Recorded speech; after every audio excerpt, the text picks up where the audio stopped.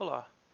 Nos vídeos anteriores nós vimos as definições das funções trigonométricas e vimos também como construir funções inversas.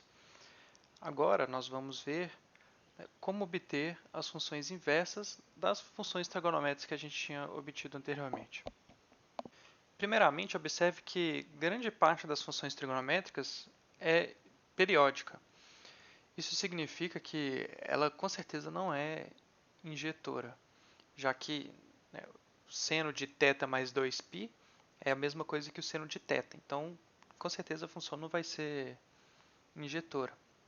No entanto, para a gente construir funções trigonométricas inversas, o que a gente vai fazer é escolher um domínio e um contradomínio adequado, de modo que, restrito a esses domínio e contradomínio, nossa função seja, agora sim, bijetora.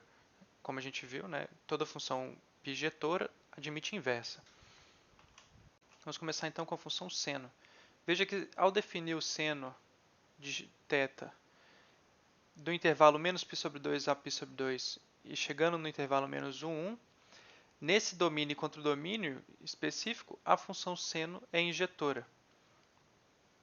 Se a gente lembrar, o gráfico do seno, em menos π sobre 2, o seno vale menos 1,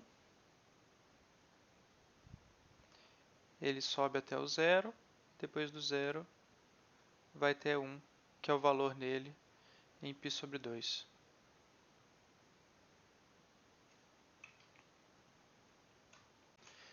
E então a gente pode definir, como ela é bijetora, nós vamos poder definir uma inversa. E essa função inversa vai ser denotada como arcsen, ou arco seno, que tem como domínio menos 1, 1 e contradomínio menos π sobre 2, π sobre 2. Então, o valor do arco seno, o arco seno de x, é um ângulo θ, tal que o seno desse θ vale x, respeitando essa restrição de intervalos. Então, o gráfico da função arcosseno é dado dessa maneira. O arco cujo seno vale menos 1 é menos π sobre 2. Então, aqui, menos π sobre 2 é o arco seno de menos 1. E por aí vai. Esse é o gráfico da função. Já para o cosseno, nós vamos definir agora com domínio 0π e a mesma imagem, menos 1, 1. E agora nesse domínio, a função seno ela é bijetora, porque de novo, lembrando a função cosseno, o cosseno de 0 vale 1. E aí ela vai valer menos 1 no ponto π. O gráfico do cosseno é alguma coisa parecida com isso. E então nesse domínio a gente pode definir uma inversa, que vai ser chamada de arco cosseno, que satisfaz essa propriedade. O arco cosseno de um x é igual a um θ se somente seu cosseno do ângulo θ é o valor x. Já o gráfico do arco cosseno é visto abaixo.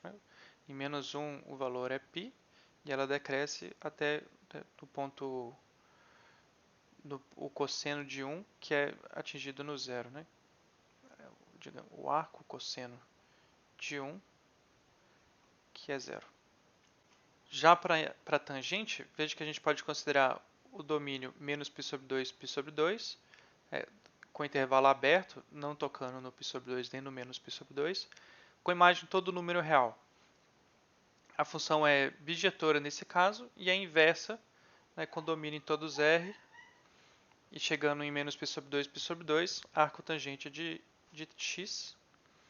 Dessa maneira, lembrando então o domínio o gráfico da tangente é uma coisa parecida, é uma coisa assim, E aqui os valores π sobre 2 e menos π sobre 2, que a função não está definida, porque nesse ponto o cosseno vale zero.